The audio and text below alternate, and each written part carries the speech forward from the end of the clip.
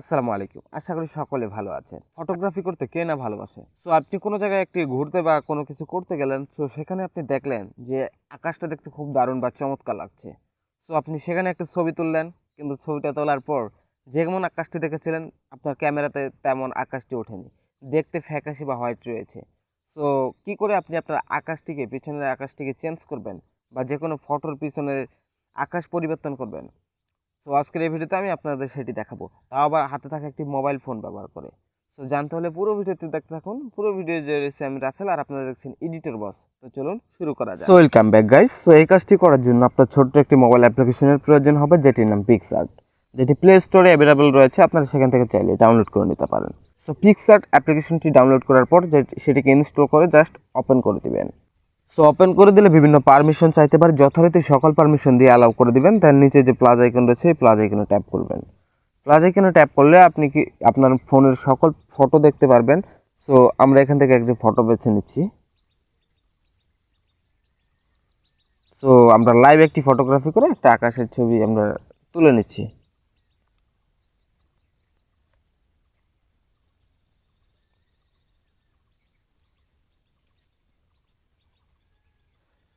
So আপনাদের সামনে আমি সরাসরি একটি ফটো তুলে নিলাম। দেন আমি সেই ফটোটিকে এখানে ইনপুট করবো। ইনপুট করার জন্য এখানে অল ফটোস অপশনে ক্লিক করে দিবেন।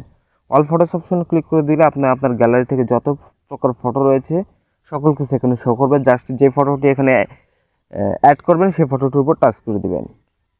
সো ফটোটির উপর টাচ করে দেওয়ার সাথে সাথে কিন্তু আমাদের ফটোটি এখানে ইম্পোর্ট হয়ে গিয়েছে।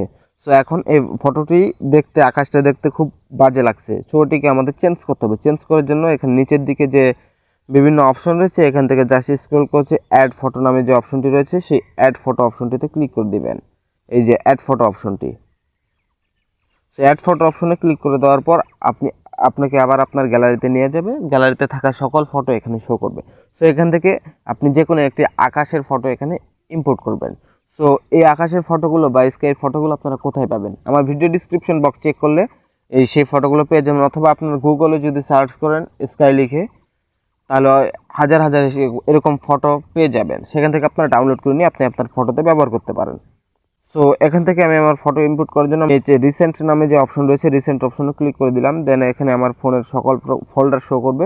সো আমার যে ফাইলে স্কাইয়ের ফটোটি রয়েছে সেই ফাইলটি চুজ করে দিলাম, সে ডাউনলোড ফাইলে রয়েছে।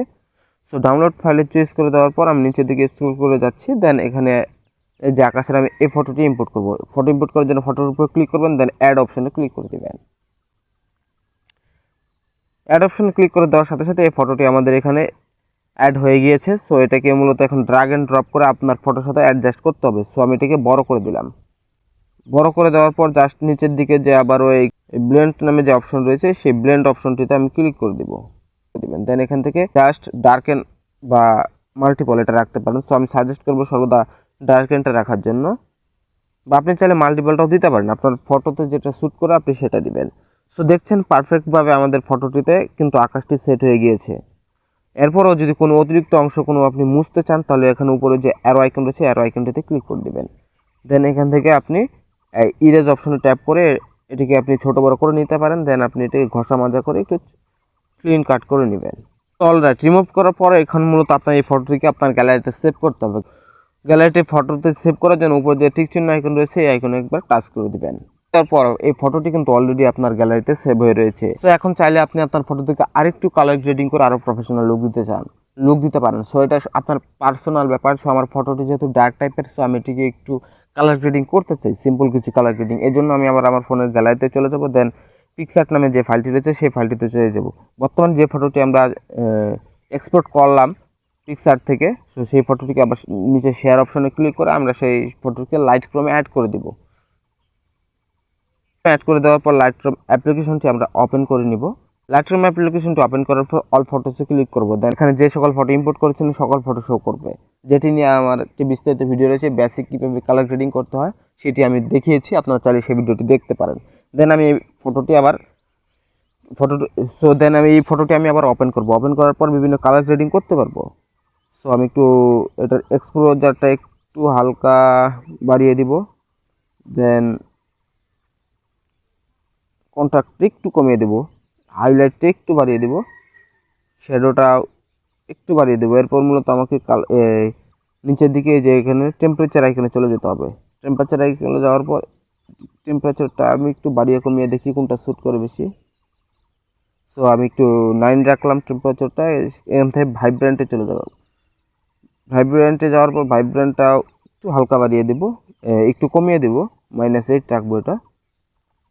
আর আপনারা যে আমি যেভাবে দেখাচ্ছি ঠিক সেভাবে করবেন না, আপনি আপনার ফটো অনুযায়ী এটি করবেন। কারণ আমি যেভাবে দেখাচ্ছি আমার ফটোতে লাইটের ঘাটতি থাকতে পারে, বেশি থাকতে পারে। এই অনুযায়ী যদি আপনারা করেন দেন আপনার ফটোটি কিন্তু নষ্ট হয়ে যেতে পারে। সো সেদিকে খুব সতর্ক থাকবেন। তারপর আমি মিক্স টুলে চলে যাব। মিক্স টুলে যাওয়ার পর আমি এখানে প্রথমেই চলে যাব গ্রিন টুলে। সো গ্রিন টুলে যাওয়ার পর একটু গ্রিনটা বাড়িয়ে দেব, দেন স্যাচুরেশনটা একটু হালকা বাড়িয়ে দেব, তারপর লুমিনেন্সটাও একটু বাড়িয়ে দেব, এবং তারপর যে অরেঞ্জ টুলে যাওয়ার পর ওইটাও একটু বাড়িয়ে দেব, সবগুলো হালকা হালকা বাড়িয়ে দেব। সো আমি খুব দ্রুত করছি, জানি না ফটোটি কেমন হবে। এরপর আপনি চলে যাবেন এখান থেকে যে আকাশি কালারটা রয়েছে সেই কালারের উপর। সেই কালারটি যাওয়ার পর আপনি এখান থেকে কমিয়ে বাড়িয়ে নিতে পারেন। এটা দিয়ে মূলত আপনি আপনার স্কাইটার কালারটা আরও বেশি গাঢ় বা হালকা লাইট করতে পারেন। সো আমি একটু করে নিচ্ছি কমিয়ে বাড়িয়ে। তারপর নিচে নীল আইকনটিতে চলে যাব, নিচে নীল কালারটিতে চলে যাব। যাওয়ার পর আকাশটাকে আমরা হিউটা একটু কমিয়ে দিব এবং স্যাচুরেশনটা একটু বাড়িয়ে দেব। বাড়িয়ে দেওয়ার পর লুমিনাসটা আপনি চাইলেও কমিয়ে দিতে পারেন। সো আমি সাজেস্ট করব একটু কমিয়ে দেওয়ার জন্য।